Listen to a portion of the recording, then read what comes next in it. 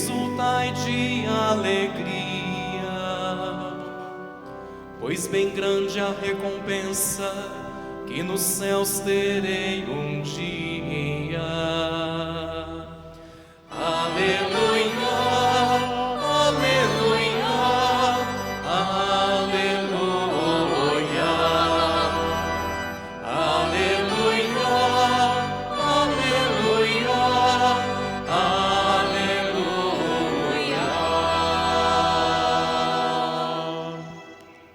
O Senhor esteja convosco. Proclamação do Evangelho de Jesus Cristo segundo Mateus.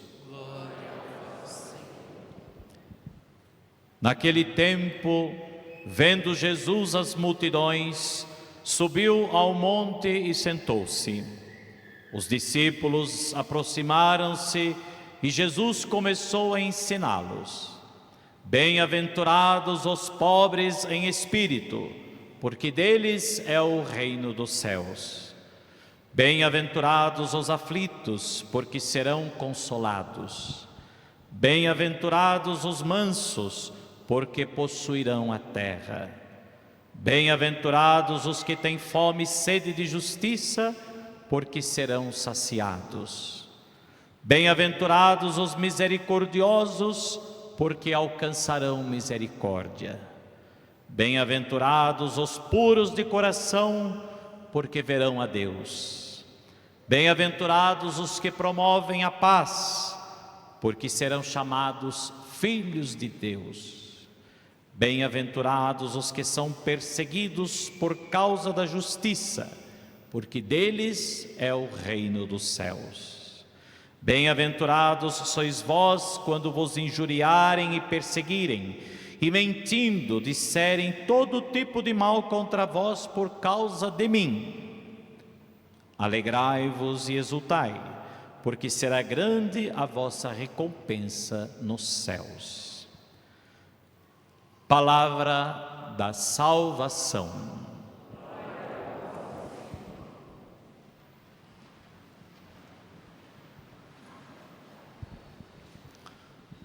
Prezados irmãos, nós somos convidados neste domingo, a partir da liturgia da palavra, a nos deixarmos provocar já pela exortação do profeta Sofonias, da primeira leitura, que em nome de Deus dirige uma voz de esperança a todos nós. Buscai o Senhor, humildes da terra, e pondes em prática os seus preceitos. Se nós queremos de fato a salvação que vem de Deus, se a salvação vem de Deus e nós queremos a salvação, portanto não há outro caminho para obter a salvação senão buscar o Senhor e praticar os seus preceitos. Pois não basta apenas dizer que nós cremos, que nós acreditamos, mas é preciso dar razão à nossa fé, dar sentido à nossa fé. É preciso colocar em prática a fé que temos, pois já dizia o apóstolo São Tiago que uma fé sem obras é morta, e que as nossas obras não são apenas atividades. Aquilo que nós realizamos não são apenas ações, mas toda obra boa do cristão é antes inspirada pela fé. Portanto, a nossa fé tem sentido pelas obras, e as nossas obras, elas são expressão concreta da nossa fé, daquilo que nós cremos. Por isso, não é de se admirar que Jesus inicia hoje a sua pregação junto dos seus apóstolos, dos seus discípulos, falando com autoridade. Por isso o evangelista faz questão de dizer que Jesus subiu ao monte, o lugar do encontro com Deus. O monte é sempre o lugar do encontro com Deus. Portanto, Jesus subiu ao monte, sentou-se e começou a ensiná-los. O que significa sentar-se? na Sagrada Escritura e que depois foi inspirar também na própria liturgia da igreja. Sentar significa é aquele que tem autoridade para ensinar. Por isso que cadeira vem de cátedra, de ensinamento.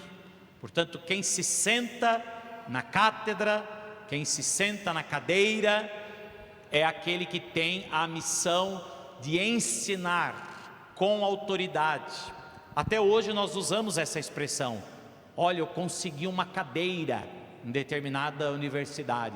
Eu tenho também agora a cátedra, né, numa determinada universidade. Ou seja, eu tenho a autonomia do ensino, né, a autonomia do ensino para poder ensinar. Eu tenho um lugar, portanto eu tenho uma cátedra, uma cadeira para ensinar. Portanto, ensinar é o que Jesus faz no Evangelho de hoje. Ensinar o caminho que leva a Deus, o caminho que leva à salvação. Se o profeta Sofonias dizia que é preciso buscar o Senhor e colocar em prática os seus preceitos para poder obter a salvação, Jesus nos dá então o caminho a ser praticado, os preceitos a serem observados, praticados, vividos, vivenciados, para poder chegar à salvação. E é então quando Jesus realiza o grande sermão chamado Sermão da Montanha, quando ele ensina com autoridade para que todos possam percorrer este caminho de salvação. O que é a salvação senão a felicidade, a alegria com Deus? Meus irmãos, nós vivemos hoje um tempo em que as pessoas cada vez mais procuram a felicidade, né? E o que importa é ser feliz, mas em busca dessa felicidade as pessoas acabam cometendo erros, pecados. Em busca dessa felicidade as pessoas nunca estão na verdade satisfeitas. Pelo contrário, a busca desta pretensa felicidade é o que causa as angústias, a ansiedade, é o que causa sofrimentos, porque o homem ainda não entendeu que a verdadeira felicidade está em Deus. É buscando a Deus que nós encontraremos a verdadeira felicidade, pois buscar a Deus significa praticar, como dizia o profeta Sofonias, praticar os seus preceitos. E praticar os preceitos de Deus na vida é o meio para alcançar a felicidade, nas relações, na vida, no dia a dia, e um dia a felicidade plena, a felicidade sem fim. Por isso Jesus inicia o Sermão da Montanha usando a seguinte expressão: bem-aventurados, ou seja, felizes. Expressão que usamos também para os santos, né? Bem-aventurados significa feliz. Portanto, feliz é aquele que encontrou o Senhor, feliz é aquele que encontrou a salvação, feliz é aquele que pratica os preceitos do Senhor. Por isso Jesus diz: felizes os pobres. Inicia falando a primeira característica, ou podemos dizer a primeira categoria da felicidade está em ser pobre em espírito. Felizes, bem-aventurados os pobres em espírito, porque deles é o reino dos céus. Meus irmãos, aqui está um pormenor muito importante: felizes os pobres em espírito. Não é somente a pobreza material que é declarada bem-aventurada. A pobreza material, ela pode também ser, ou usarmos dela também para ser um motivo de buscar a Deus, já que você não tem nada, materialmente falando. Mas não é necessariamente esta pobreza que garantirá a salvação, pois não é da pobreza espiritual que Jesus está declarando como bem-aventurada, mas sim a disposição espiritual, o despojamento espiritual. Essa é a verdadeira pobreza, meus irmãos. A verdadeira pobreza é não se apegar a nada, é não ter nada de próprio para si, a não ser a Deus.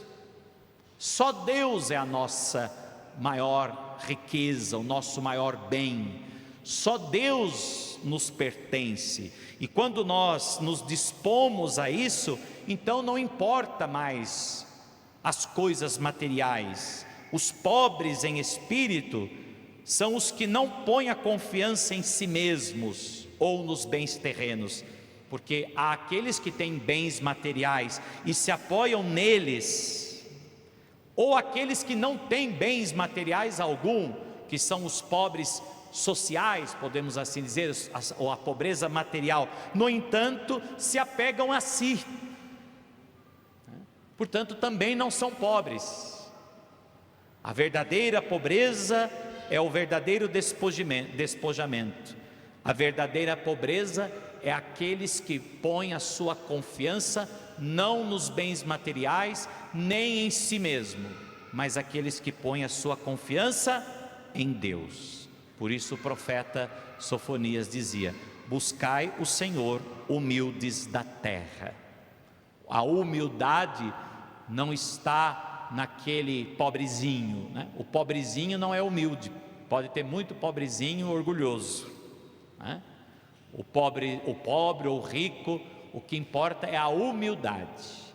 A humildade é o reconhecimento da nossa pequenez, da nossa fragilidade, diante da bondade, diante da grandeza de Deus. Esta é a verdadeira humildade.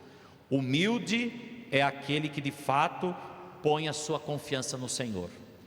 Humilde é aquele que de fato reconhece que necessita de Deus, que precisa de Deus, e não aquele que se apoia em si mesmo ou nos bens terrenos. Bem-aventurados também os aflitos. Felizes são aqueles que aceitam as tribulações da vida, reconhecendo a Deus o direito de prová-los também com o sofrimento, sem por isso duvidar do amor de Deus. Portanto, felizes são os aflitos. Felizes são aqueles que mesmo diante das tribulações da vida, permitem serem provados e nem por isso duvidam do amor de Deus. Esses são os aflitos felizes. A tribulação neste mundo é inevitável. Jesus mesmo, certa vez, constatando aquilo que é próprio do dia a dia, aquilo que é próprio da vida, Jesus já disse: no mundo tereis aflições, no mundo tereis tribulações. Portanto, felizes são os aflitos, ou seja, felizes são aqueles que permitem o sofrimento, não se opondo a Deus, ou não duvidando do amor de Deus, ou se revoltando contra Ele. Felizes são os mansos, que embora pobres e atribulados, não se revoltam, não tentam procurar para si com violência uma situação melhor, né? Mas aqueles que mesmo sendo atribulados não se revoltam contra Deus, mas buscam a Deus e nele confiam, e por isso conseguem viver a mansidão. Não se deixam levar pela violência, querer resolver tudo com as próprias mãos, mas confiar na bondade do Senhor. Felizes, bem-aventurados os que têm fome e sede de justiça, não porém para reivindicar os próprios direitos, e sim porque aspiram uma outra justiça mais elevada. Qual é a justiça mais elevada do que a justiça deste mundo? A santidade. Do que vale ao homem fazer justiça neste mundo, mas perder a vida eterna? Portanto, felizes são aqueles que buscam a verdadeira justiça, que é a santidade. Bem-aventurados também os misericordiosos. Quem são os misericordiosos?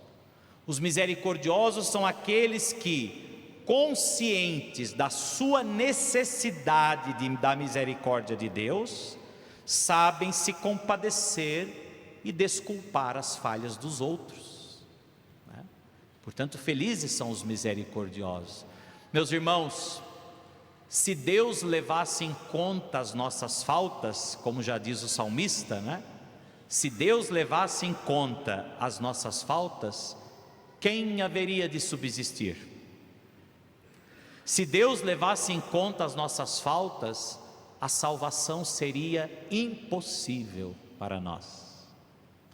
Se Deus levasse em conta as tantas ofensas que nós cometemos contra Ele, diariamente, às vezes até, que seríamos nós, né? Portanto, o céu, a salvação vem porque Deus é bom, porque Deus é misericordioso. Por isso é possível relacionar-se com Deus, porque Deus usa de misericórdia para conosco. E assim também, meus irmãos, Jesus diz: felizes são os misericordiosos, porque poderão e conseguirão relacionar-se com os outros.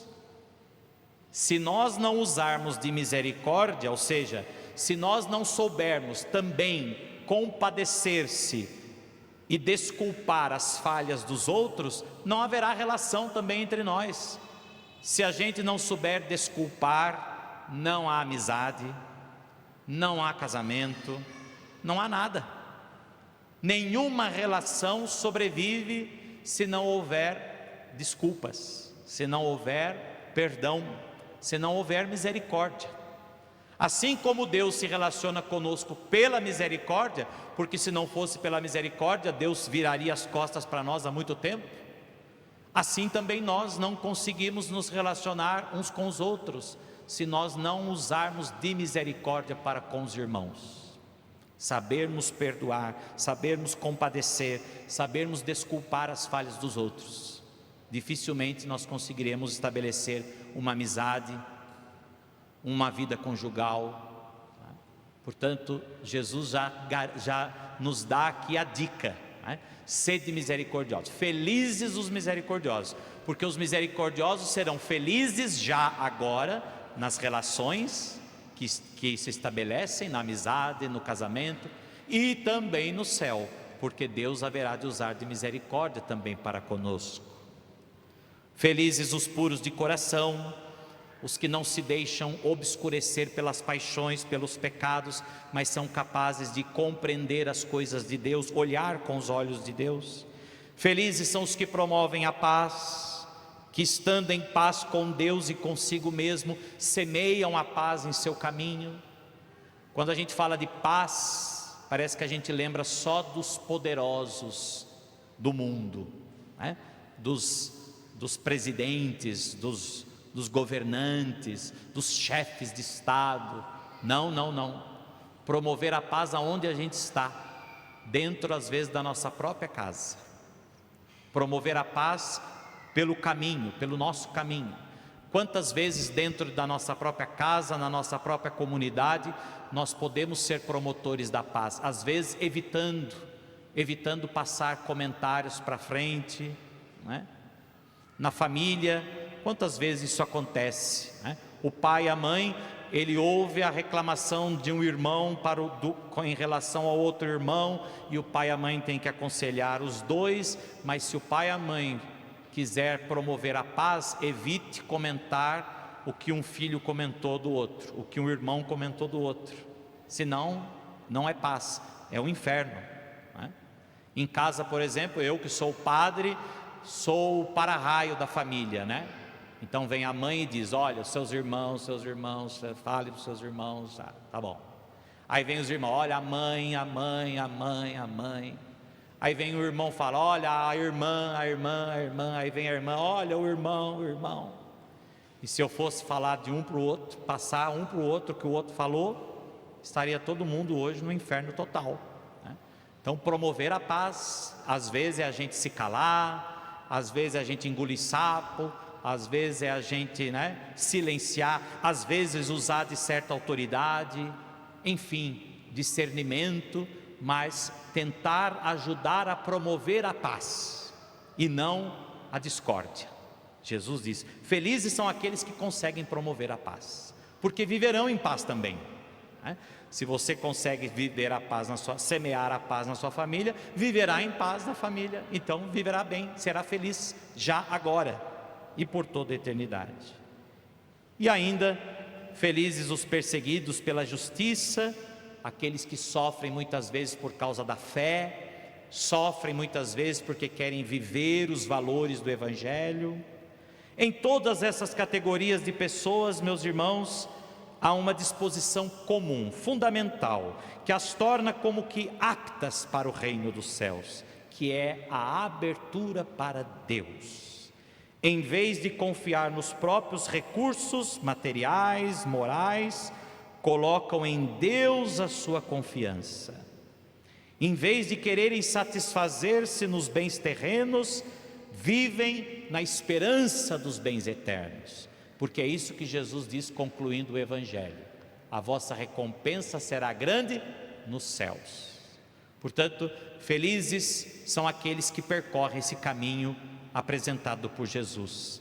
Felizes são aqueles que procuram se esforçar para viver estas bem-aventuranças, pois serão felizes já agora, encontrarão a felicidade que tanto desejam e viverão essa mesma felicidade de uma forma plena um dia no céu. Assim seja. Amém.